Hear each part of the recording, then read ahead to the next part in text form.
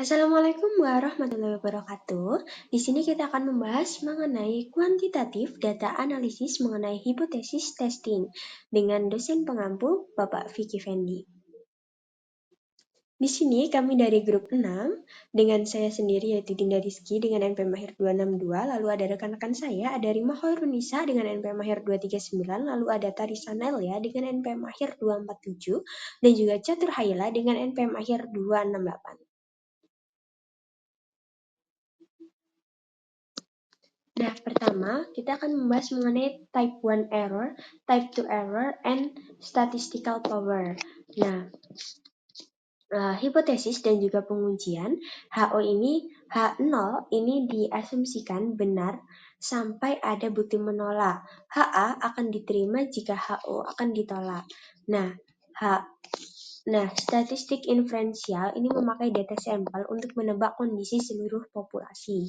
Kesalahan pengujiannya itu ada pertama type 1, yaitu type 1 ataupun alpha itu adalah dia menolak HO padahal benar, biasanya 5% sampai dengan 1% yang menolak. Nah, kemudian ada type 2 yaitu gagal menolak HO padahal alternatifnya itu benar. Ini berbanding terbalik dengan alpha. Nah, kemudian ada statistical power atau 1 min B. 1 min beta, yaitu probabilitas akan menolak HO saat HA itu benar. Dan ini dipengaruhi oleh alpha A kecil, itu semakin kecil itu maka powernya akan turun. Kemudian ada efek size, semakin besar efek size-nya, maka akan lebih mudah untuk terdeteksi. Dan juga semakin besar ukuran sampelnya, maka powernya akan naik. Dan juga kalau terlalu besar, itu akan mendeteksi efek-efek yang kecil. Materi selanjutnya adalah mengenai choosing the appropriate statistical technique. Nah, pemilihan uji statistik ini bergantung pada banyaknya variabel, jenis data seperti angka maupun kategori, lalu ada aturan uji dan juga jumlah sampel. Univariate ini dipakai kalau cuma satu variabel yang diuji. Multivariate ini dipakai kalau ada banyak variabel. Nah, seperti di gambar itu kan ada univariate dan juga multivariate. Nah, selanjutnya kita akan membahas mengenai testing a hypothesis about a single mean. Nah, one sample test ini digunakan untuk menguji apakah rata-rata sampel ini berbeda dengan rata-rata populasi ataupun dengan standar pembanding.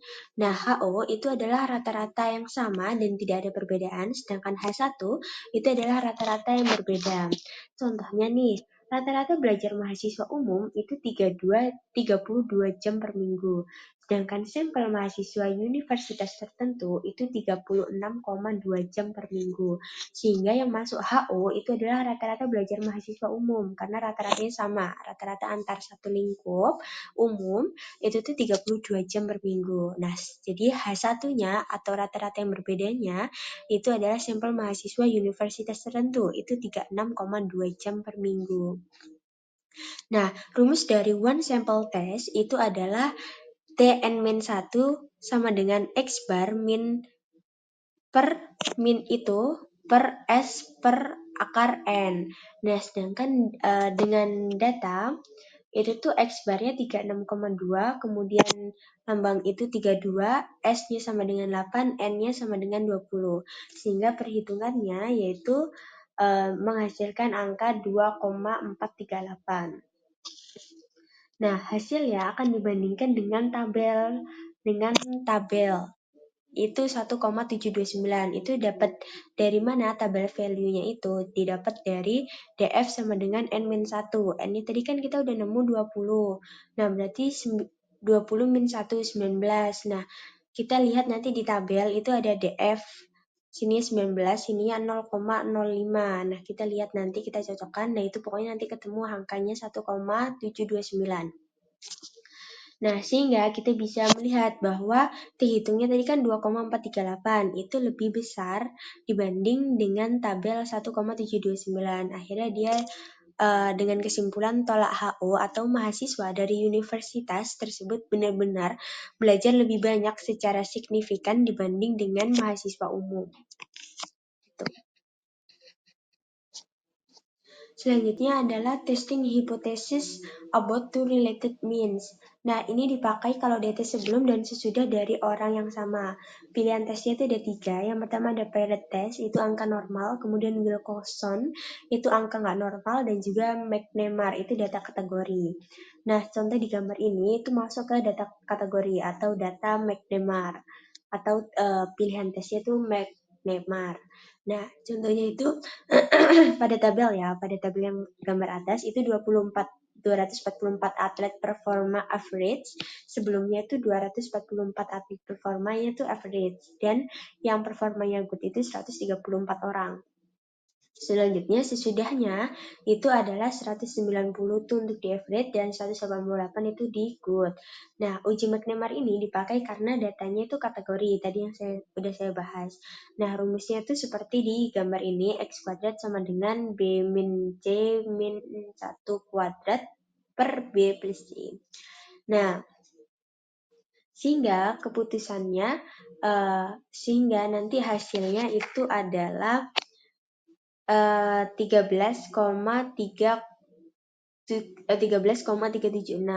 Nah, berdasarkan nilai chi-square tabel itu sama tadi perhitungannya kayak yang tadi, itu 3,841. Itu kalian bisa lihat di tabel.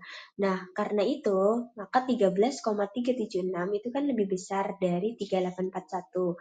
Maka hasilnya itu signifikan. Artinya, metode pelatihan baru ini benar-benar meningkatkan performa dari atlet. Artinya ada peningkatan.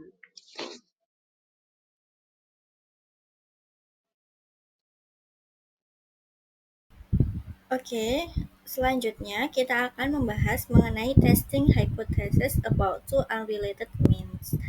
Nah, independent sample test digunakan ketika kita ingin mengetahui apakah ada perbedaan rata-rata antara dua kelompok yang independen.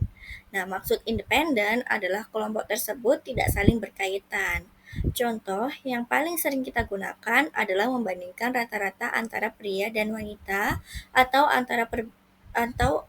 antara pegawai marketing dengan pegawai bagian akuntansi. Nah, di dalam uji ini, variabel independen atau variabel bebas itu berbentuk kategori dengan dua grup, misalnya jenis kelamin atau divisi pekerjaan. Sedangkan variabel dependen atau variabel terikat itu diukur dengan skala interval atau rasio. Contohnya, gaji, tingkat kepuasan, atau skor ujian. Kemudian, hasil dari independent sample t-test akan menunjukkan apakah terdapat perbedaan signifikan rata-rata antara kedua kelompok tersebut. Kalau nilai T itu hitung lebih besar daripada T-table, artinya perbedaan yang kita temukan bukan hanya kebetulan, tetapi memang signifikan secara statistik. Selanjutnya yaitu testing hypothesis about several means. Nah, uji hipotesis dengan beberapa rata-rata di sini dengan metode ANOVA atau Analysis of Variance. Nah, ANOVA itu digunakan ketika kita ingin membandingkan lebih dari dua kelompok sekaligus. Misalnya, kita ingin melihat apakah ada perbedaan kinerja penjualan antara empat kelompok karyawan yang mendapatkan metode pelatihan berbeda, seperti pelatihan di kelas, pelatihan lapangan, pembimbingan langsung oleh manajer, atau bahkan tanpa pelatihan. Nah, inti dari ANOVA sendiri adalah melihat apakah rata-rata dari keempat kelompok tersebut memiliki perbedaan yang signifikan. Statistik utama yang digunakan adalah v-test. Jika nilai V atau nilai F hitung lebih besar daripada nilai F-table, berarti memang ada perbedaan rata-rata yang signifikan antar kelompok. Namun, hasil ANOVA hanya memberitahu bahwa ada perbedaan, tetapi tidak menjelaskan kelompok mana yang berbeda. Nah, karena itu, jika hasilnya signifikan, kita perlu melakukan uji lanjutan yaitu post hoc test, misal dengan metode Schaeffer, Tukey, atau Dunchan, untuk menemukan pasangan kelompok mana yang berbeda secara nyata. kita akan membahas mengenai analisis regresi. Nah, pertama ada regresi sederhana atau simple regression. Analisis ini digunakan untuk menguji pengaruh satu variabel independen terhadap satu variabel dependen. Output utama dari analisis ini ada dua, yaitu koefisien regresi atau slope yang menunjukkan seberapa besar perubahan pada variabel Y jika X meningkat satu satuan. Kemudian ada R kuadrat atau koefisien determinasi yang menunjukkan berapa besar variasi Y dapat dijelaskan oleh X. Nah, contohnya bisa kita lihat pada figur 5.2, yaitu scatter plot antara persepsi kualitas produk X dan minat beli konsumen Y. Nah, titik-titik pada grafik menunjukkan hubungan linear antara kedua variabel. Kemudian di figur bawah, di figur 15.3, kita lihat garis regresi yang ditarik dari data tersebut. Dari output regresi itu kita dapatkan nilai R kuadrat sebesar 0,519 yang artinya 52% variasi dalam minat beli bisa dijelaskan oleh persepsi kualitas produk. Nah, hal ini membuktikan adanya pengaruh yang cukup kuat antara kualitas produk dan minat beli. Selanjutnya ada multiple regression atau regresi berganda. Nah, berbeda dengan simple regression tadi, analisis ini itu digunakan ketika variabel dependen dipengaruhi oleh lebih dari satu variabel independen. Misalnya, kinerja karyawan tidak hanya dipengaruhi oleh gaji, tetapi juga dari dukungan atasan, budaya organisasi, dan tingkat kesulitan pekerjaan. Nah, dengan multiple regression ini, kita bisa mengetahui kontribusi relatif masing-masing faktor dalam memprediksi kinerja. Yang ketiga, ada standardized regression coefficient atau beta. Nah, beta ini penting karena membantu kita membandingkan kekuatan pengaruh variabel independen yang memiliki satuan pengukuran berbeda. Misalnya, satu variabel itu diukur dengan rupiah dan yang lain diukur dengan skala liter. Dengan beta, keduanya tuh bisa dibandingkan langsung untuk melihat variabel mana yang lebih dominan dalam memengaruhi variabel dependen. Selanjutnya, ada regression with dan dummy variable. Nah, dalam analisis regresi, ada kalanya variabel independen itu bukan angka, tetapi kategori. Misalnya ada shift kerja, ada shift pagi, shift siang, dan shift malam. Nah, supaya bisa masuk ke dalam model regresi, kategori ini harus diubah bentuk dalam angka menggunakan dummy variable, yaitu kode 0 dan 1. Rumusnya yaitu Y1 sama dengan beta 0 ditambah beta 1 dikali D1 ditambah beta 2 dikali D2 ditambah dengan error. Nah, contohnya di sini D1 dan contohnya di sini D1 dan D2 adalah dummy variabel. Salah satu kategorinya misalnya shift pagi dijadikan kelompok acuan atau reference group, sementara dua kategori lain dikodekan dengan angka 0 dan 1. Nah, kalau kita lihat di tabel 5.4, contoh dummy variabel itu ditunjukkan dengan jelas. Misalnya shift pagi, itu D1 sama dengan 0, D2 sama dengan 0. Shift siang, D1-nya 1, D2-nya 0. Dan shift malam, D1-nya 0, D2-nya 1. Nah, dengan cara ini kita bisa memasukkan variabel kategori ke dalam model regresi dan interpretasinya adalah membandingkan setiap kategori dengan kelompok acuan. Nah, kemudian kita juga harus waspada terhadap masalah multicollinearity. Nah, ini terjadi ketika variabel independen dalam regresi memiliki korelasi yang sangat tinggi satu sama lain. Akibatnya, koefisien regresi menjadi tidak stabil dan sulit diinterpretasikan. Nah, untuk mendeteksinya, biasanya itu digunakan dua ukuran, ada tolerance dan juga variance inflation.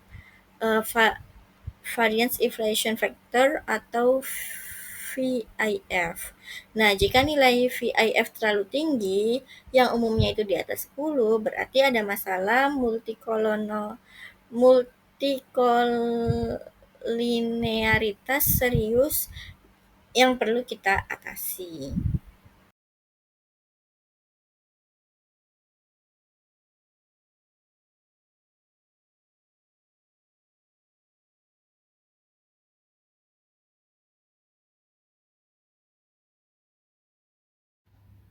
Materi selanjutnya itu terkait hipotesis testing di Excelsior Enterprises.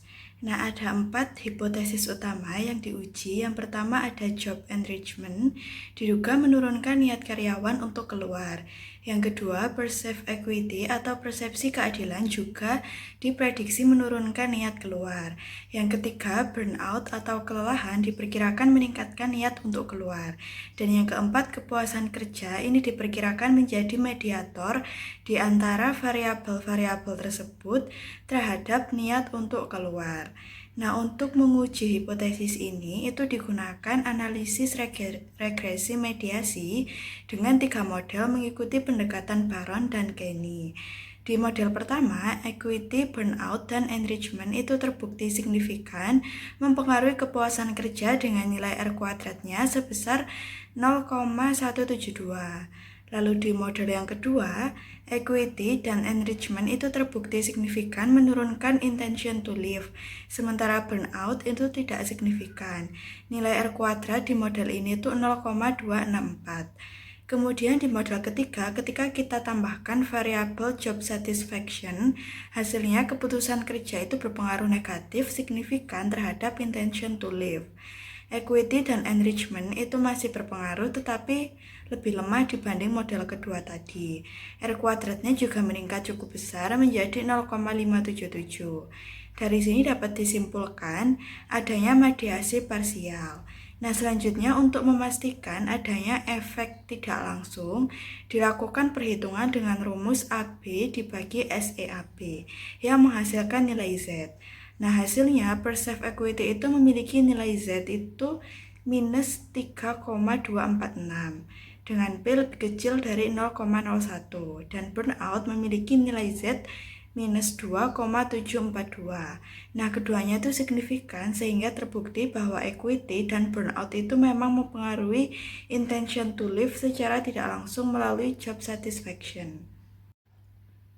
Interpretasi umum dan rekomendasi. Persepsi tentang ekuitas dan pengayaan pekerjaan itu telah terbukti mempengaruhi niat berpindah melalui kepuasan kerja. Mengingat skor ekuitas yang rendah itu 2,44 dan pengayaan pekerjaan yang di bawah standar itu 3,49, perusahaan perlu meningkatkan ekuitas dan pengayaan pekerjaan dengan mengurangi redundansi, meningkatkan pengakuan, dan juga menyediakan kesempatan untuk melakukan promosi dan juga pengembangan. Namun karena hanya 57,7% varian niat berpindah yang dijelaskan, penelitian lebih lanjut itu diperlukan. Kemudian terkait pergudangan data, penambangan data, dan riset operasi. Pergudangan data itu menyatukan informasi dari berbagai sumber perusahaan ke dalam satu pusat untuk mendukung analisis dan juga pengambilan keputusan. Nah, sementara penambangan data itu memanfaatkannya dengan menemukan pola tersembunyi untuk meningkatkan efisiensi, seperti dalam perencanaan inventaris ataupun penjadwalan staf. Riset operasi kemudian menggabungkan pendekatan matematika dan juga statistik untuk memecahkan masalah kompleks seperti inventaris, antrian, atau perutaan. Nah, sehingga mengurangi biaya dan juga meningkatkan efektivitas. Agar bermanfaat, sistem informasi itu harus menyediakan data yang akurat dan juga data yang terkini. Karena kualitas keputusan itu sangat bergantung pada kualitas data yang tersedia. Kemudian ada beberapa paket perangkat lunak yang bermanfaat untuk menganalisis data. Yang pertama ada Lisrel, ini untuk pemodelan persamaan struktural dan analisis faktor. Lalu ada MATLAB, berfokus pada komputasi numerik dan algoritma matematika. Kemudian ada M+, yang mendukung data lintas waktu dan multi-level dan juga simulasi Monte Carlo. Kemudian ada Qualtrics, ini untuk survei daring, evaluasi karyawan, riset pemasaran, dan kepuasan pelanggan. Lalu ada SAS, ini analisis statistik yang luas termasuk deskriptif, multivarian, dan deret waktu. Kemudian ada SPSS, ini manajemen dan analisis data, deskriptif, ANOVA, faktor cluster, dan lain-lain. Lalu ada SPSS AMOS, ini khusus untuk permodelan persamaan struktural. Kemudian ada Stata, ini perangkat lunak serbaguna untuk statistik, ekonometrika, grafik, dan juga manipulasi data. Demikian materi yang bisa dipaparkan oleh kelompok kami. Apabila ada kurang lebihnya, kami mohon maaf. Wassalamualaikum warahmatullahi wabarakatuh.